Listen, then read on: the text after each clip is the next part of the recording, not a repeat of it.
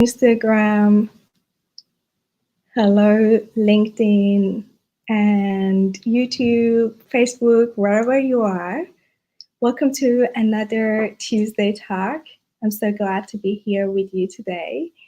And the topic for today is you are potentially underutilizing your network. You can use your network to understand the differences in cultures. I'm going to explain this.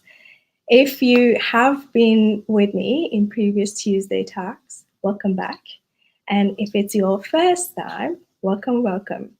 I always talk about, in this conversation, I talk about progressing in your career and your business. And I talk to two distinct groups, those who unapologetically are aiming for higher profile roles and they want to get to C-level positions, and those who are currently there and they are thinking of transitioning out and setting up their own shop. The work that we do with the first group is about positioning you as someone that can be seen as a leader. And the work that we do with the second group is monetizing your experience, your know-how, and your battle scars. And why a girl that her background is technology and transformation is doing this work that is under title of executive coaching is because I believe we can and we should redesign our entire corporate architecture. And I believe that there are so many good people that for many reasons would get to their C-level positions. And I decided to do something about it. And all the book and programs and all these conversations and talks are in service of that goal, to be able to develop new types of leaders that they care for people and planet and also are driven and ambitious so they can take us to the future. Today's conversation about using your network and understanding how you can use it better is because traditionally networking is seen for, I'm going to start networking when I need a job or when I want to find some prospects to close a deal or find some opportunities if you are in sales. And I think, yes, that's what you can do. But one other user of network and what you can give and perhaps receive is understanding of differences in culture. And I expand this one is because most of the time we are now in a global setting. We have a lot of international dealings, either as a service provider or as vendor, or now we have distributed teams. And we always feel and we know that in the future, this global interactions will even be more and more. And so many times we have noticed that we are trying to do something in a different market and we realize, oh, it's so different. And yes, of course, there are always so many practices or so many negotiations that happens that we will do to make sure that those transactions or those communications are smooth and effective. But before that, there's something that you can personally do. And a lot of things that becomes part of leadership are the things that you individually do and take on that will make you an effective leader prior to get to any sort of negotiations or any sort of cultural changes that is required. And that is by understanding what's the meaning of these differences. And that's definitely beyond stereotypical phrases that is said about this country or that culture or that continent. And what are the nuances? What are the little things that are there that if you know them will help you to be able to facilitate a conversation, a movement, a transformation, a change, an agreement. So that's number one, the reason that I would call your attention to the fact that you can do networking for exactly that purpose, to understand the nuances and differences in different cultures. The second reason for that is that once you get to the leadership positions, diversity is one of the metrics that you need to work on. So No question asked. You know that already. But you wouldn't be able to fund any diversity initiatives. You wouldn't be able to recognize it as a problem if you're not able to see it in your organization.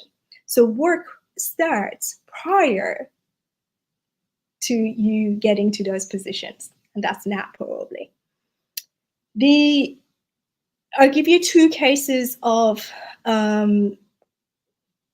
going to your network and trying to understand how different countries or different markets operate to help you to bring this one to an action if you decide to. First case was about myself. A couple of years ago, I was working in a company that was owned by a Singaporean company. And we had a lot of challenges to put any plan or any roadmap forward and getting approval, or we didn't really need approval, we needed endorsement.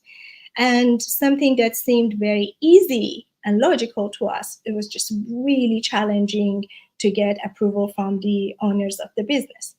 So I spent a fair bit of time, about 2 months really, maybe 2-3 months, to talk to people that from Western culture have worked in Singapore.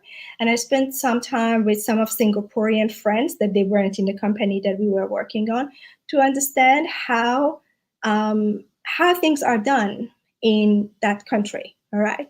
And it was just little things that I needed to know, and then later on help us to phrase things, message things, present things.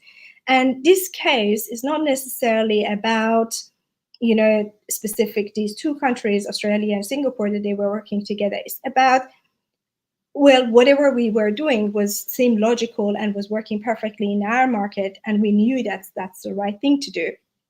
And I believe the other side also knew that we know what we're doing. It was a very difficult conversation all the time. It felt like we always are at odds with each other. And I personally didn't know how to phrase things, how to present things, how to go about things. And I spent a fair bit of time, and next sentence might not be very politically correct, but I spent a lot of time with my white friends that they have lived in Singapore to understand how they operated there and what were the guidance that they had for me to be able to move things forward. That's one case.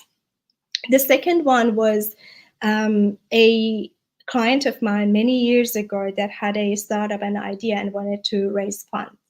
And we know that in any country, anywhere globally, you pitch, investors will somehow show some interest, and then you would either refine your pitch or you present your numbers. And then from there they will either, if you are part of an accelerator or a hub, and they will provide you with a fund, or if it's like direct to your startup. There are different scenarios, but the key thing is in different markets, the signals from investors that they are interested in your idea is very different. And you might spend months chasing and thinking that an investor will show you green light and will invest in your business.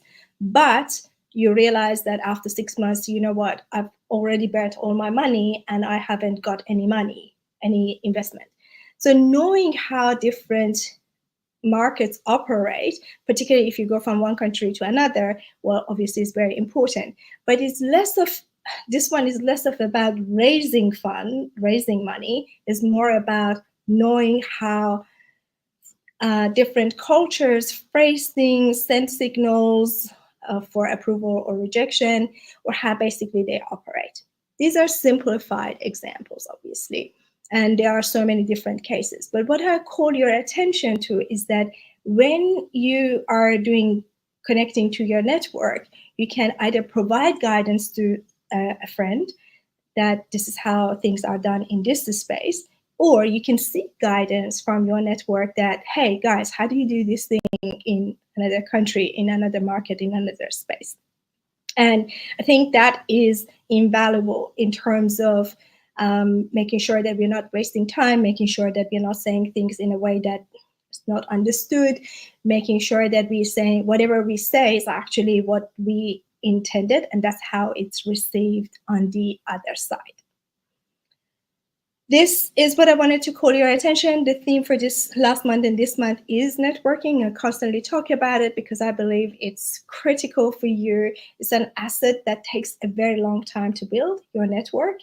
But the good thing about it, network is one of those assets that as you're building it, it keeps giving back it dividend. So unlike a property that unless you finish it and you rent it or move into it, you get benefit. Building your network is an asset that as you grow it, it will give you its benefit and you can actually enjoy it. And of course, over a period of time, it will contribute to your visibility, as well as if you want to transition out, will contribute to potentially future clients. So here's what I wanted you to consider should you decide to, because what's the point of listening to something and not taking any action? The action that I invite you to take is to potentially look at the work that you're currently doing and see if there is anything that you can further refine your understanding in terms of diversity, that you can reach your network to your network and just refine your understanding in that space, and see what are the little things that will come up for you and the little things that you can learn. All right, my friend, that is for today. The understanding of cultural differences, how they operate, and that was the topic for today. Thank you so much for your time, and I will see you next week, Tuesday, same time, probably a different place, and definitely a different topic. Bye.